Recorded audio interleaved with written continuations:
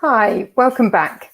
It's great to be here. My name's Emma Proctor-Legg and I'm the chair for this session. I'm really pleased to be joined today by Scott Bartholomew and Matt Wingfield. This session is entitled Learning by Evaluating Student-Led Formative Assessment. The session is 25 minutes and we're happy to take questions throughout. So please do use the chat to post questions and comments. I will now hand you over to Scott.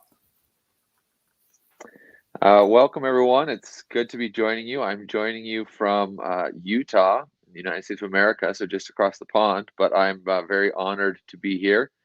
And I'd like to take a minute to introduce myself and then my colleague, Dr. Nathan Mentzer. And then I will also let Matt Wingfield introduce himself. So I am a professor of technology and engineering studies at Brigham Young University. So primarily my role is in teacher education, training design and technology teachers, or as we call them here in the United States, technology and engineering teachers. And I've been at Brigham Young University for 1 year now. Prior to that, I was at Purdue University for 4 years as a professor in similar department there.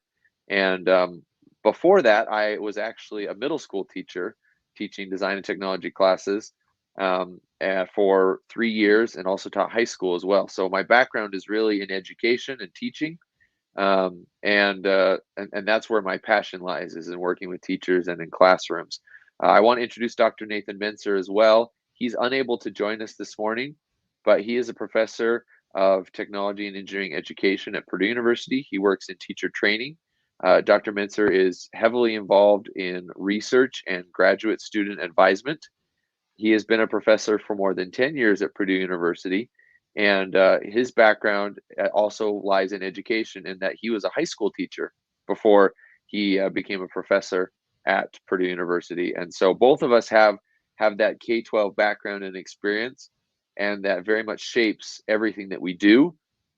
I want to turn the time over to Matt Wingfield and let him introduce himself. And then after he's done, I'll go ahead and take us through some slides. Brilliant. Thanks, Scott. And hello, everybody. My name's Matt Wingfield. Just to complete the set on the K-12 teaching front, I used to be a primary school teacher, but I've been in the education technology space now for about 25 years. I work as a freelance consultant, supporting technology providers, exam awarding bodies, universities, colleges in their use of educational technology. And I'm currently doing a piece of work with a company called RM, who's involved in the delivery of this project. And I'll talk a little bit more about them and how we've been involved a little bit later on. And then in my spare time, I'm also chief executive of the E-Assessment Association, which is a not-for-profit organization to support and propagate the use of technology in and around formative and summative assessment. So that's me. I'll pass back to Scott. Perfect. Thanks, Matt. So let me talk a little bit about our agenda, with the things we hope to cover today. We did introductions, and then I want to talk a little bit about a scenario that we found ourselves in the spring of 2019 at Purdue University, and what the challenge was and our hypothesis. I'll talk a little bit about the approach we took as we tried to tackle this challenge, the outcome, and some of the next steps. So let's start with the challenge and the hypothesis. So myself and Dr. Mentzer both taught a introductory design thinking class to freshmen at Purdue University. So all the freshmen in our college had to take this course. And we, as colleagues, we talked quite frequently about this course and how we can improve it and things we could do. And one of the questions that we tackled is the one that's here on the screen. How could we facilitate impactful formative assessment experiences that were scalable across the classes, but didn't negatively impact the teachers? Oftentimes we found that we could do things that were helpful to students, but they were very, very taxing for the teachers. Or the alternate would be, we do something that was maybe easy for the teachers, but it really didn't have this impact on the students. We wanted to empower our students to learn independently. We wanted them to know what good looks like. So in our field, we work in the design space, which is a very, very muddy area. There's not a clear right and wrong answer. Usually there's lots of potentially right answers. We're tackling these ill-defined problems where, we don't know what the right answer is, and we really just want students to be very creative. But we also can recognize, as the teachers, that there are better answers, right? So some students might propose a solution that's better than their peers. And we wanted our students to be able to come up with that on their own, to be able to improve their own learning by understanding what good looks like. So here's the approach we took. And I just want to point out that because we were dealing with such a big group of students, right, between 500 and 600 students, this required a partnership approach. And I'll talk a little bit about this partnership that we have later on, and I'll kind of circle back around to it. But here's what we did. One of the assignments that our students had the hardest time with is called a point of view statement. And a point of view statement is the students identify a user, so a specific person that they're trying to design for. Then they identify their need, what is the problem that this user has? And then they identify a particularly interesting insight into that need that might shape their design thinking and their approach. So just an example, maybe the user is a university student, and maybe their need is that they're having a really hard time finding parking. And maybe the insightful approach is that there's ample parking on campus, but they're not willing to pay for it. Or there's ample parking on certain parts of campus and not others. And so the students craft these point of view statements, and that becomes the crux of their designing later on. And what we discovered is that really this seemed to be the point where things were breaking down, where the students were having the hardest time. And so we wanted to make this the focus of our efforts in this project. So what we did is we took all the students enrolled in this course, between 550 and 600, and we split them into two equivalent groups. The way we did that is we split it at the teacher level. So every teacher of this course had two classes. One class was going to receive the intervention, and one class would not receive the intervention, right? There would be a control group and an experimental group. And our intervention was very, very simple. It was very, very small. It was around 10 to 20 minute experience where students would use a piece of software called RM Compare that I'll talk about. And in this software, they would have an opportunity to look at different items, to evaluate them side by side, to choose the one they thought was better, and then they would view another pair of items. Now, the items that they were viewing was point of view statements from last year's cohort of students. And we hypothesized if we show them last year's work and we have them do this evaluation side by side, they're going to do better than their peers that don't get this opportunity. Even though this intervention was very, very short, like I said, 10 to 20 minutes. Some students took the full 20 minutes. Most students took only around 10 minutes. And they simply sat down, viewed the items, and then went on and created the point of view statements. And then our plan was at the end, we took all the point of view statements from both the control and the experimental group, and we had the teachers assess them. And then we ran some statistical tests to see if there's a difference, meaning the students that had this opportunity, did they do better than their peers, or were we still equivalent? So let me pause and take a little bit of a break here to talk about the intervention or the opportunity where they were looking at point of view statements. The idea behind this really rests on the law of comparative judgment. And the law of comparative judgment has been around for a really long time, but the basic idea is this. People are better at making decisions between items or between two things than they are at making decisions just subjectively. For example, when you go to the eye doctor, if you have glasses, the eye doctor is going to show you two different things and say which one is better. Rather than saying, on the wall, I have a poster, go choose the one that's the right one for your prescription. If we were asked to do that, that would be very, very difficult. But when we compare items side by side, it becomes much simpler. And that is the underlying principle in RM Compare, which is the software that we used. And so rather than showing students point of view statements from a previous year and saying, how good is this? We showed them pairs of statements and said, choose the one that's better. And we found that this is a much easier way for students to learn and to develop a nose or to develop an idea of what good looks like. Because as they go through, they look at one and they look at the other and they say, which one is better? Well, this one is better. well, why is it better? And then as they have to think about why it's better, they start to articulate that and they start to really internalize those ideas. Okay, and the student experience looked just like this.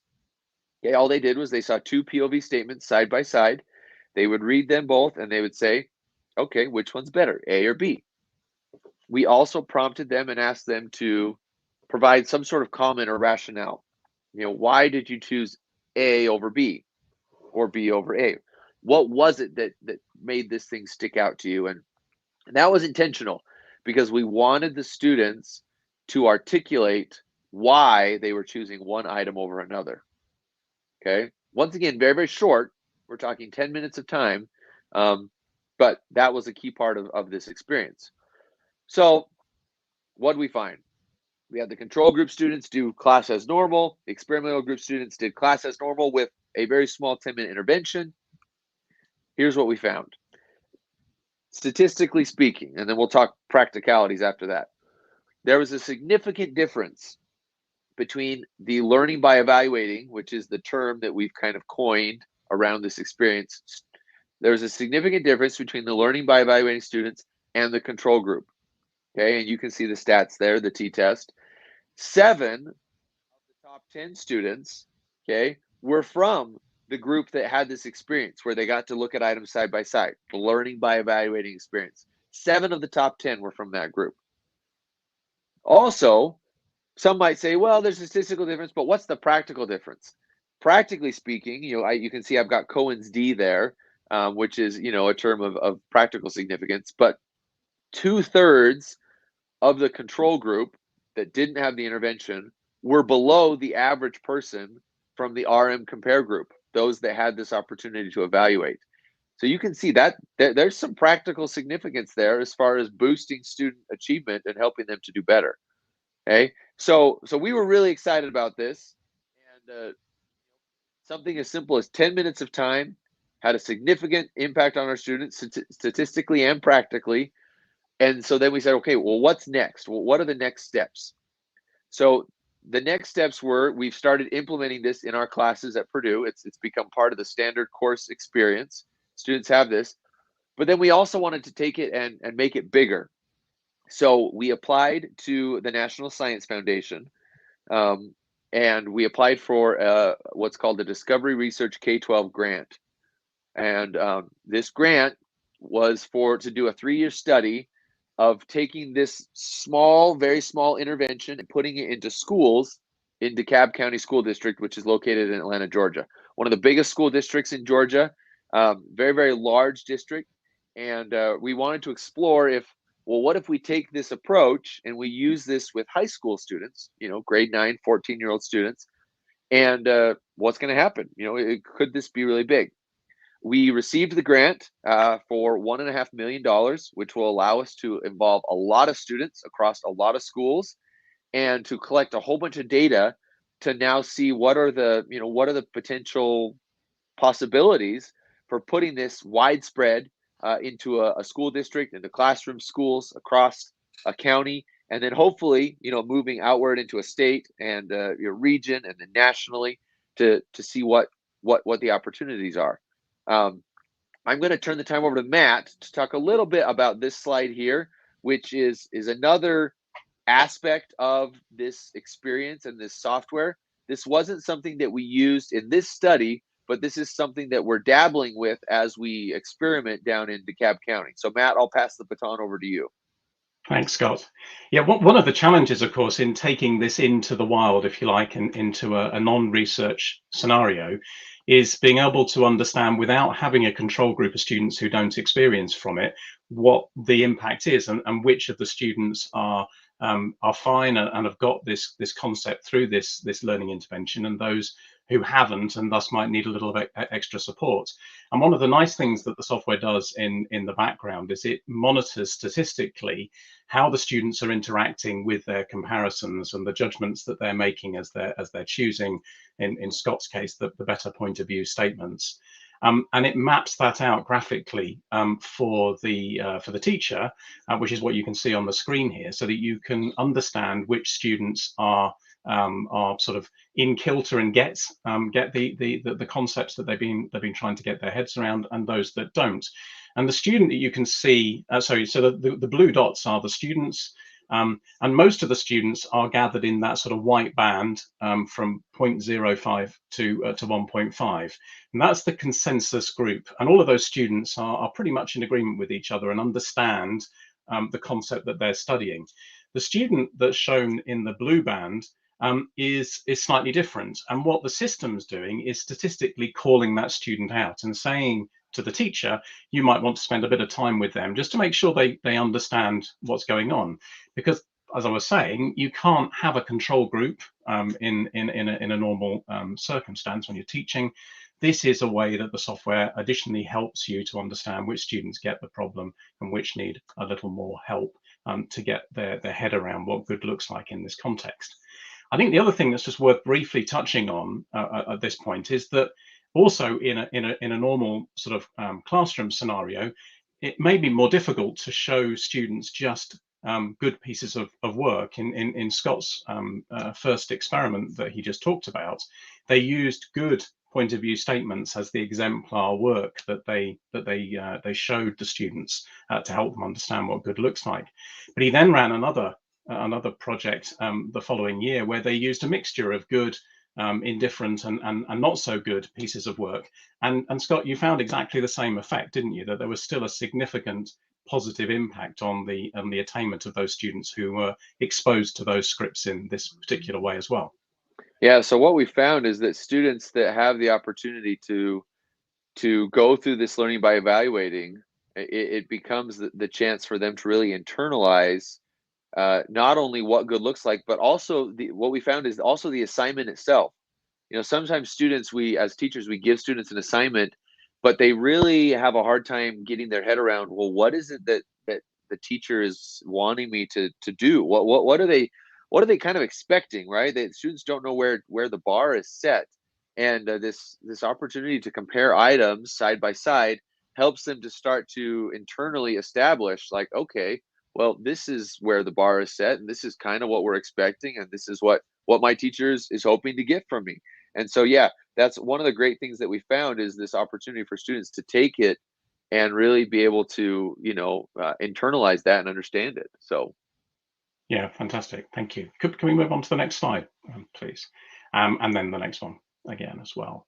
I thought what might also be useful is just to understand where comparative judgment has been used, because it's not, as Scott was saying, the theory behind comparative judgment goes back to the 1920s when a guy called Louis Thurstone came up with this law of comparative judgment. But as a piece of software, we've been using this software-based comparative judgment approach, or adaptive comparative judgment approach, since 2008, when there was a research project initiated by Goldsmiths, part of the University of London, and then in the wild in projects from 2012. And I won't go through all of them there. You can see the various organizations that have been involved. But I think it's worth calling out the two UK universities who are using this quite prolifically now to support this formative approach. It's not exactly the same as what Scott's described. They've been using it more for peer assessment, so using their own work and having that peer assessed and getting the students to provide feedback on that peer assessed work. And that's the University of Manchester, who have been using the software now for about 6 years. And Queen Mary University of London have been using it since last year, but are now they've just taken a new license for the product, using it with over 2,000 students in their School of Biological and Behavioural Sciences, again to support this formative peer assessment approach to utilize a better understanding of what good looks like, and to capture and provide feedback to the students. So what I thought might also be useful, and we're going to test the technology a little bit here, I thought it might be useful just to hear very quickly what a student thinks about this approach. So Scott, if we can go to the next slide, and if you can click play, so if you hover your mouse over the slide, and hopefully the audio will come through.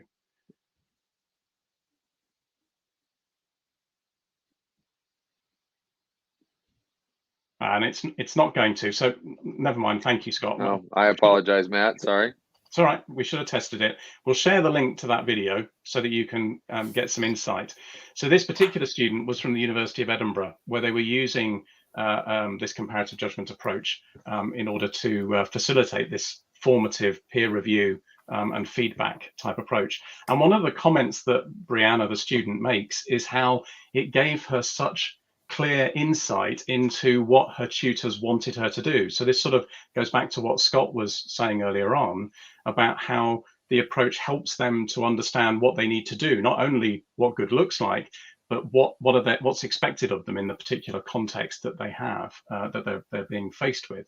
And I know that as I say, if you get a chance to watch the video, it lasts for 2 minutes, and we'll share the link.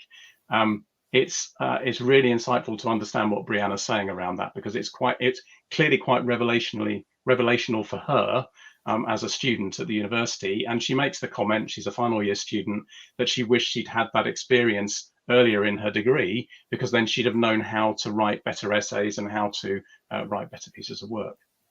I think the last point I wanted to make before we turn over to questions is that the piece of software that we're talking about here, RM Compare, it's not the only piece of comparative judgment software out there. There are a number of other commercially available comparative judgment pieces of software.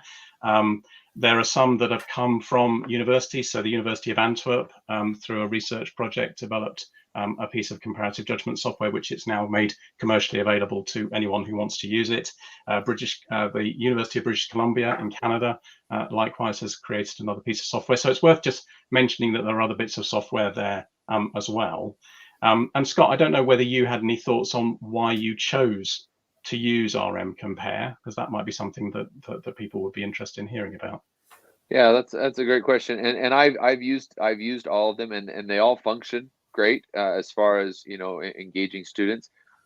My experience has been that at least so far, working with teachers, that RM Compare is the most approachable as far as ease of use, ease of understanding the different reports and statistical things that are come out of it. The interface is easy and intuitive for the students to use. And so, yeah, there's definitely lots of options out there. That's the reason that I ended up using the RM Compare software. It's just because it was a little bit more approachable for the teachers and the students to use. But the key is facilitating these judgments and making it such that it's not only is it a learning benefit to the students, but it's also not so difficult for the teachers that they choose not to use it, because it's just, oh well, yeah, I could do that, but it's just too much work or too much effort or something like that. Yeah, no, that's great. Thank you. And if you just click on to the last slide, a number of links here, which will also pop into the chat, so that you've got these more easily to hand. Scott's going to be running an interactive webinar on the 30th of September. There's a link there to register. The big difference, I think, between what we've just shared with you and that session is that you'll be able to have a go and try it out as well. It was a bit difficult to arrange that through the delivery of the platform that we're using here today. There's a link there to the full research paper, so by all means have a read of that if that would be of interest. A link to an overview video there. It's also worth noting that you can access the RM Compare software for free. It's a fully functional free version that you can use with up to 3 judgment sessions. So please feel free to try it and see what you think. And if you've got any questions that you want to ask us that you didn't get a chance to put in the chat, then you've got our email addresses there as well. And I noticed a comment come through from Anna saying she's looking forward to the webinar. Thanks Anna for that. It'd be great to have you there. Please register for the session. And I think with that, Emma, we'll hand back to you. Thank you very much. Thank you. It was a really excellent session. Really interested to hear all about it. It seems like it's a really great piece of technology to use, and I'm already, my brain is going, oh, I could use it to do this sort of thing. So thank you so much for such an interesting session. It was really great. Thank you. Fantastic. Thank you very much.